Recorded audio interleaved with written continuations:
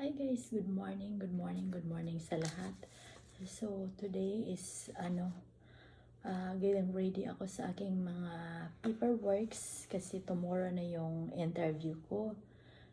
July 10 is tomorrow. So ngayon gi-review ko siya kung ano yung mga dalahin ko. Niready ko ya ito siya is ang N400 application na sinubmit ko. Gi-print ko siya online. Download ko, and then this one is marriage certificate, divorce degree, and also the birth certificate of your husband. And also another one is you have to bring the letter na yung interview, letter of interview, and then some of the supporting documents like yung mga bank statement, water bill or anything that show your ID, like credit card statement, your latest address pala, yung mga latest address. And then yan, yung mga tax document, tax return. So yan, that's it. And bring your ID, green card. So I just review this one.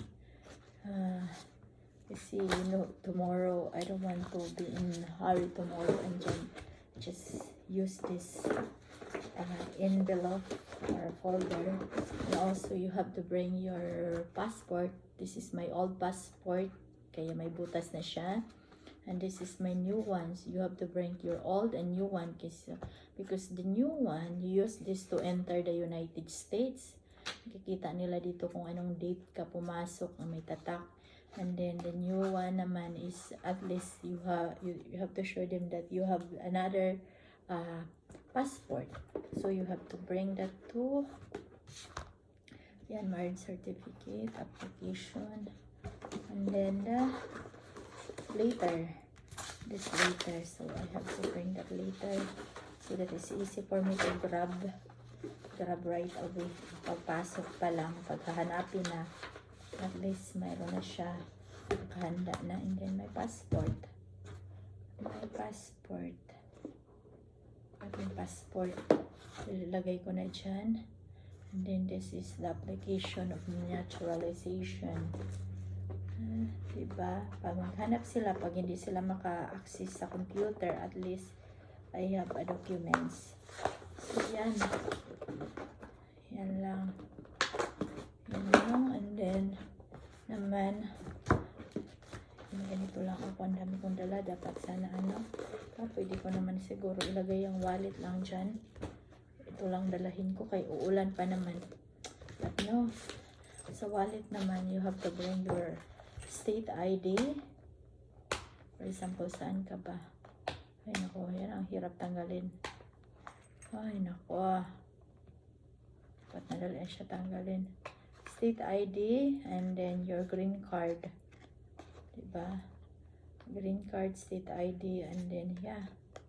So ang gawin ko siguro, yung SSS, Social Security, mo dalahin mo rin. Diba? Yan siya. So dalhin mga ibang mga gamit. So I don't know kung makuha ko ba agad itong ID ko pagpasok. Okay ra. Pag-practice to kuha bi. Pangitaon. Okay. Okay ra. State ID, green card, and then yeah. Okay. Practicean pa para pag ayan. Yung handa ko na, pinaghahandaan ko na yung aking mga dadalahin. Yan lang aking dalahin tomorrow. And then hopefully kinakabahan na ako. Ayan. Wala sila ang aking dalahin bukas, guys. Ayan, pwede na yan. This one and this one. Diba? Interview. Bagong gising lang ko ba. So tomorrow I will tell you what is going on and sa mahitabo sa akong interview. Guys so daghang salamat. Wala po ko nakapakita pila kaadlaw sa mag-study sa ako. Dali lang ko mag-study kaya para nakahanda na ni siya tanan. Kung i-review ko pa na. Guys, good afternoon. So ito pala yung key status ko ng N400 or application for naturalization ko to be a US citizen. So, nag-apply ako is April 1, napasa ko yung form is April 2, natanggap nila yan. And then naman, pagka April 19, may nag-email sila o nagpadala sila ng email sa akin yun sa aking account ng appointment ko naman for biometric. So, ang appointment biometric ko is May 9, 2024. So, pagkatapos ng biometric ko, nag-email na naman sila sa akin na we actively reviewing daw my form. Pagkatapos niyan, after naman ng how many weeks, nagpadala na naman sila sa akin ng email or update May 23, 2024 na mayroon na akong schedule for interview. Alam niyo ba kung kailan yung interview ko? Sa July 10, 2024 na. Kaya, grabe ang study ko guys. So, i-ano ko kung ano nang mangyayari, kung makapasa ba or hindi. So, good luck sa akin. So, ganyan, mabilis lang pala. Within 2 months, malalaman mo na yung schedule mo ng interview. Mayroon ka ng ano sa mga interview mo.